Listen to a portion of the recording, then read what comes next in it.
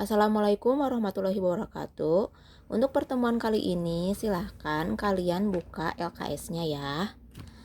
Nah, sekarang kita akan melanjutkan ke pembelajaran struktur teks laporan hasil observasi. Silahkan kalian buka halaman 8. Nah, di halaman 8 ini ada materi tentang struktur laporan hasil observasi. Nah, di sini ya strukturnya dibagi 3. Yang A, pernyataan umum atau klasifikasi ya. Kemudian yang B, anggota atau aspek yang dilaporkan yang terdiri dari deskripsi bagian dan manfaat. Yang ketiga, simpulan atau ringkasan bersifat opsional. Opsional itu artinya ada yang ada atau tidak. Ya, jadi boleh ada, boleh tidak di suatu teks itu. Nah, yang C juga bisa disebut dengan penutup. Jadi struktur teks laporan hasil observasi itu ada 3. 1, pernyataan umum atau klasifikasi. Yang kedua, anggota atau aspek yang dilaporkan. Yang ketiga, simpulan, ringkasan, atau penutup. Pernyataan umum itu biasanya terletak di awal paragraf, hanya sedikit. Kalau yang kedua, anggota atau aspek yang dilaporkan itu pasti banyak, ya, pasti banyak, lebih dari 1 paragraf. Paling banyak ini, yang paling penting. Nah, di dalamnya ada deskripsi bagian. Misalnya kalian mengobservasi sebuah ruangan. Bagian-bagiannya itu dideskripsikan atau digambarkan. Kemudian manfaatnya apa saja. Kemudian yang terakhir penutupnya. Nah, untuk tugas hari ini di latihan siswanya ada tugas. Yang pertama, baca teks laporan hasil observasi. Nah, ini yang ini ya, dibaca. Dibaca contoh teks laporan hasil observasi. Judulnya hutan bakau. Kalian dibaca ya, dibaca. Kemudian yang kedua, setelah kalian baca, kalian identifikasi teks tersebut ke dalam bagian struktur. Di sini strukturnya ada A, pernyataan umum, B, aspek yang dilaporkan. Nah, ini kurang 1. Yang kurang 1 yaitu yang di sini. Simpulan, ringkasan atau penutup. Berarti kalian tulis di sini nanti C. C, simpulan, garis miring, ringkasan ya. Garis miring, penutup yang C. Nah, ini bagaimana cara mengerjakannya? Nah, tadi kan sudah dibaca. Nah, tinggal pernyataan umum itu yang masuk ke dalam pernyataan umum itu paragraf berapa? Paragraf ke-1 atau paragraf kedua? Atau paragraf 1 kedua? Atau hanya paragraf 1 saja atau paragraf 2 saja?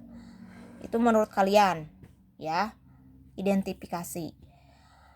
Pernyataan umum paragraf berapa? Aspek yang dilaporkan paragraf berapa saja? Ini kan pasti banyak kalau aspek yang dilaporkan. Yang C tadi, simpulan, ringkasan, paragraf berapa? Ya, jadi hanya menentukan paragraf ke berapa. Pernyataan umum paragraf berapa? Aspek yang dilaporkan paragraf berapa?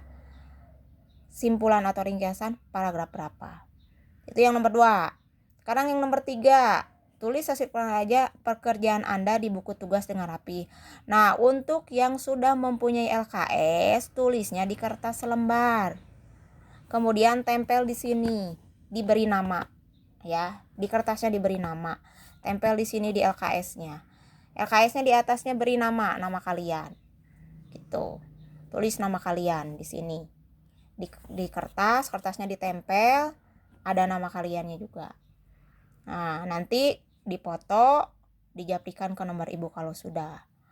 Kalau yang belum punya LKS, kalian tulis teksnya yang lengkap, soalnya, kemudian jawabannya.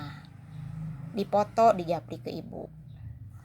Nomor 4, lihat. Kemudian presentasikan hasil pekerjaan Anda di depan kelas. Karena tidak bisa mempresentasikan, kalian ini ungkapkan saja alasan logis ya.